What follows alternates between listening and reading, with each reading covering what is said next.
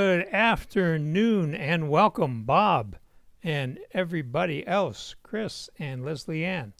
So let's just get started talking about power conditioning again because there's more to learn. So this is Go for Lunch for September the 3rd, 2024, brought to you by GoFor Technology. I am Roger Harmon, your host, and we are here to make your technology work for you. Well, it's National Another Look Unlimited Day. So what's this all about? Well, it's about looking around your house and seeing what there is that could be donated or sold or in other ways uncluttered so that your life is uncluttered. So look around and take another look today and see what might be able to go out the door so that your life is simplified. So power conditioning, we talked about it last week. The inspiration, unfortunately, was a client who had a lightning strike nearby and it damaged 2 cable boxes. Her Mac had to be replaced and her monitor had to be replaced. Interestingly enough, her 2 hard drives, one for Time Machine, one for Carbon Copy Cloner, were fine. Her surge suppressor still had the little green light on that said it was protecting. I think we're going to replace that anyway, but that was interesting. So that was our inspiration, and we are moving on today with reminders that when the thunder roars, go indoors. Don't be outside. Don't be under a tree. Don't be the highest thing in the area.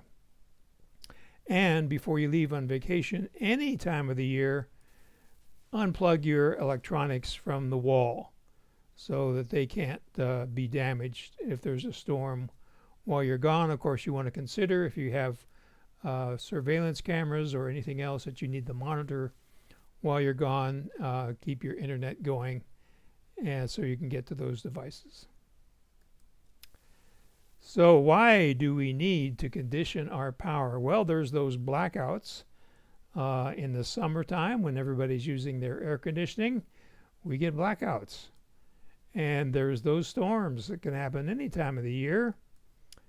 And then there are construction mistakes where that backhoe operator didn't call Blue Stake and dug up something he shouldn't have. And of course, there's situations where a vehicle runs into a power pole and causes a surge. So surges can happen from external sources like we just discussed, or they can happen inside the house.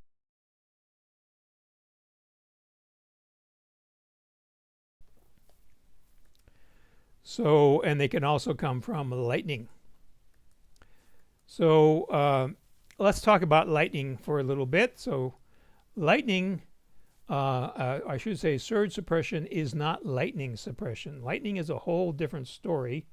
There are some connections, but there are some things that are separate.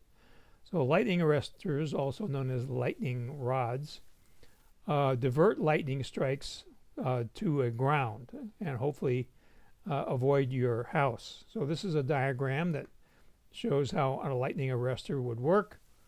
The lightning hits the lightning arrestor, it avoids the house and takes it down directly to the ground where it dissipates. Now, obviously, sometimes lightning arresters are mounted on a house, and then they have a highly conductive piece of metal that takes it down to the ground. So if you are like our client that was the inspiration for this, she was on a hill, still is. And so she was the highest thing in the area, and that might have been part of why there was a lightning strike nearby. So as we talked about last week, there's 2 kinds of surge suppressors. There's the sacrificial, and today everything we're going to be talking about is in the sacrificial category.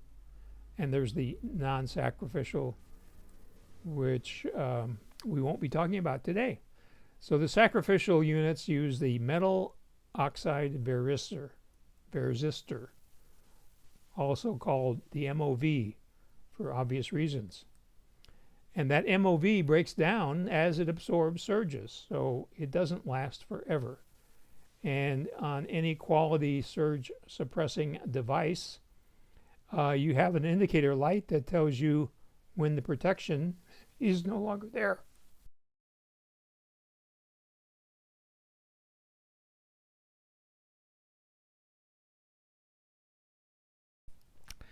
I get all choked up just thinking about it. So when the light goes out, you need to replace that surge suppressor because the MOV is no longer doing its job. Thanks for the thumbs up. So surge suppressors in industry are called SPDs, surge protection devices. And there are several types. Type 1 connects to a breaker box, but it connects directly to the incoming utility power leads. And it gives you whole house surge protection. And it looks something like this. Now this one is a flush mounted breaker box, so they have a flush mounted surge arrestor, as it says here. And then there's a cutout here. You can see the black wire, the green ground wire, another black wire, and these are connected directly to the big cables that are coming in from the street, from the power pole. So that is a type 1.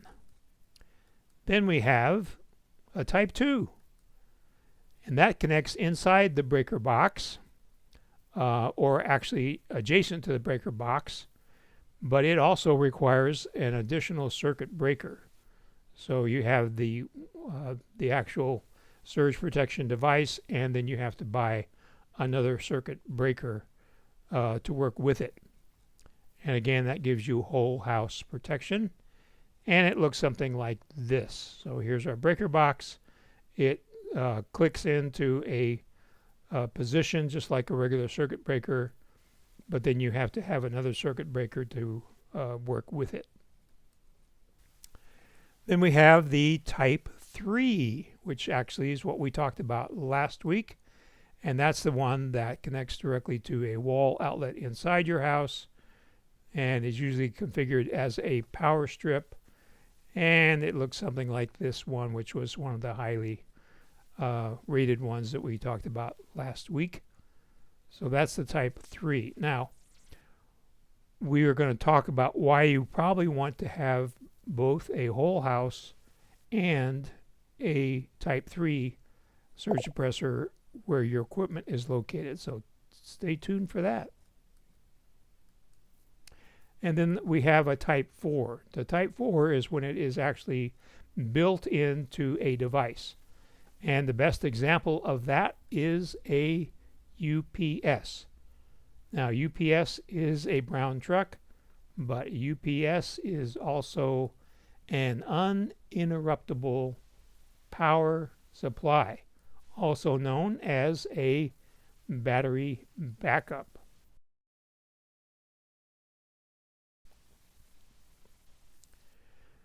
So that has a type 4 surge suppressing device built inside of the UPS. Features you want to look for in a UPS are sine wave. So sine wave output means a steady AC output, just like you get when you're plugged into the wall. So some devices need that sine wave output to work properly. So that could be a television or other components in a home entertainment system, computers, hard drives. They like to have a good sine wave. Another feature to look for in a UPS is automatic voltage regulation, or AVR. So sometimes the voltage coming from the power company goes up and sometimes it goes down. The down part is called a brownout. And what the UPS with AVR does is it maintains a constant 120 volts when those ups and downs occur. And of course, the obvious part is that UPS maintains a power when the commercial power goes out.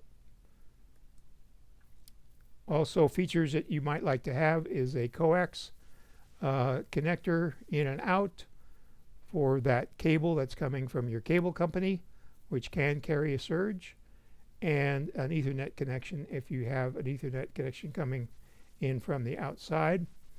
And another convenience would be USB connectors, so you could charge your smartphone. So this is a typical UPS made by CyberPower, which is highly rated in many of the reviews that I looked at. It has a digital display here, shows that the battery is fully charged, and when the power goes out, it will tell you how long it's going to last before the battery quits. Shows you you're getting 120 volts right now. Here's your USB. They have a type A and a type C. And then this area here is mostly battery. Those batteries are replaceable, by the way. They tend to last, say, 3 to 5 years. And they are user replaceable. It's not too hard to replace them. I've done it many times. And then we have the back here. So the light colored outlets are both surge suppressing, I should say, and battery backed up. So this is where you plug in your computer, your monitor, your hard drives, anything else you need to safely shut down your system when you have a power outage. On the other side, these are surge suppressing. So you would plug in your printer. You don't want to plug your printer in on this side because it takes up too much power. And anything else that you might have at your computer table or in your home theater setup. So when you have a UPS, then you don't need that power strip because this is the power strip back here. So you don't need the power strip if you have a UPS. So this one is available at Costco. Here is the model number, CST1500 SUC. This has a 90, or I should say 900 watt rating, so that should be plenty for a typical home computer setup. There are cheaper ones out there. This again is $199, and the cheaper ones don't have the features such as the automatic voltage regulation and the sine wave output. So buyer beware. So now we're going to talk about the whole house surge protection devices. So something that you may not consider is you've got a bunch of other stuff in your house that has circuit boards with microprocessors on them. For example, your washing machine and your dryer, your refrigerator, and your stove and your oven, and other things, even fans and things that have displays on them. They have microprocessors that can be damaged by surges. So consider.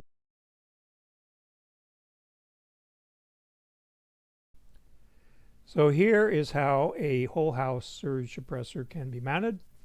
This one is from Square D.